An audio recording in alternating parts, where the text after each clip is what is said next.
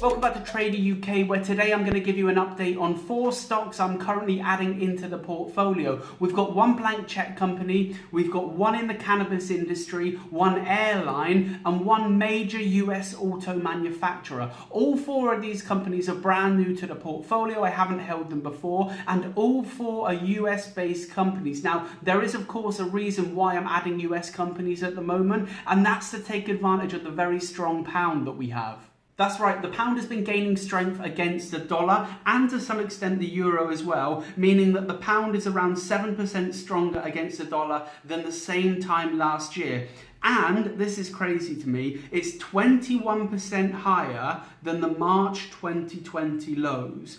To me, this creates a massive buying opportunity, an opportunity to go shopping for US stocks, especially when you combine that with the pullback that we're seeing today on Wednesday the 17th of February. It's an ocean of red out there, so I'm using this as an opportunity to go shopping for US stocks.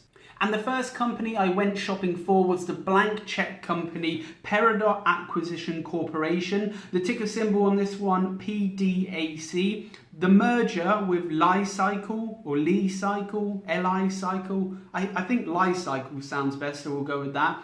The merger was announced and is due to complete in a few months' time. I like the underlying company here. They recycle lithium-ion batteries and then they reintroduce those materials back into the supply chain to create a closed circuit. The process they use is much more efficient than others, and they work with a lot of the big names in the auto industry already. I read through the merger document. Of course, they're very ambitious with their plans over the next 4 or 5 years in terms of where they expect revenue and EBITDA to be. And that's obviously going to happen.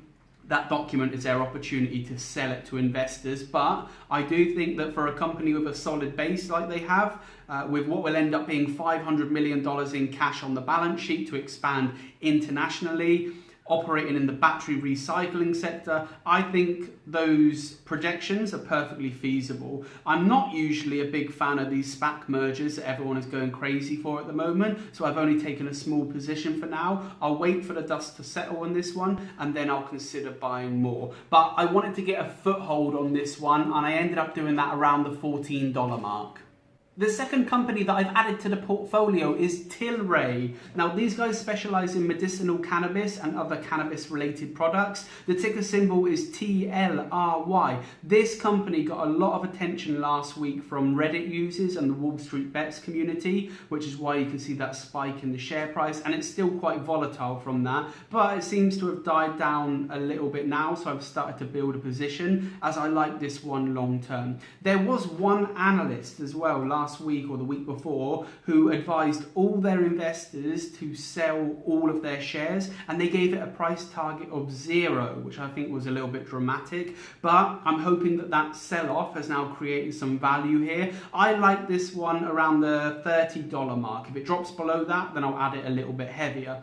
They've been announcing a lot of news recently with a merger with Aphria, which will create a giant in the cannabis industry, in particular in Europe. Aphria have presence in Germany, TLRY have Portugal and to somewhat Spain as well. They also announced that Grow Pharma will be distributing TLRY products across the UK moving forward. So I think there's plenty to look forward to with this company. This is actually my first bit of exposure to the cannabis industry, so it's great to have that in the portfolio now.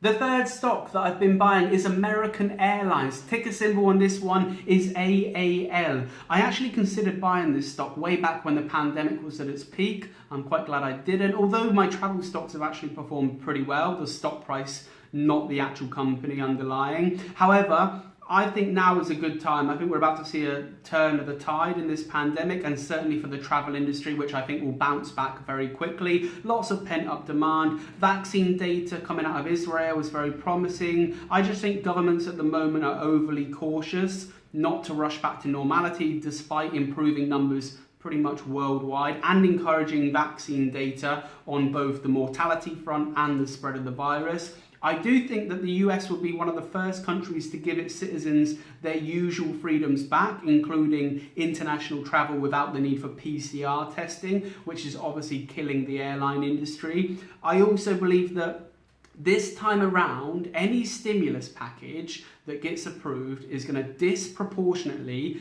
benefit travel and hospitality stocks. as these industries kind of reopen, they'll be the main beneficiaries. That's where the money is going to go in abundance. Just like we saw, big tech was the biggest beneficiary of the last stimulus package. This time I suspect travel and hospitality to do very well. I've been adding this one around $17.50 per share, but I suspect that I'll have to average up from here. And the final stock that I've been adding to the portfolio is General Motors. Ticker symbol on this one is GM. I know a lot of people won't like this one, especially as Berkshire Hathaway have been selling off most of their position in it. But I'll tell you what's led me to this. When CCIV hits $50, $55, $56 a share, I think that gives Lucid Motors a $50 or $60 billion market cap without shifting any vehicles. And GM has a market cap around 80 billion or just under, so not a huge difference. GM actually has a lot of good technology as well. Cruise, their autonomous driving tech, and I think BrightDrop it's called, their custom last mile delivery network that they're working on. I would agree some of their brands need a reshuffle and a facelift, but they have the capacity and the infrastructure to shift 10 million vehicles a year. And with deadlines for the phasing out of gasoline engines constantly moving forward, the world won't meet its targets without companies like GM. Combine that with their technology, and not to forget they have a lot of military contracts which are pretty sizable, and I think this company is hugely undervalued at the moment. My price point, I've been entering this one at $52 per share, but I will buy more whichever way the share price moves. Let me know your thoughts, guys. Are you holding any of these? Are there any other companies in particular that I should be paying attention to? Let me know down in the comments. Thank you for watching. I'll see you next time.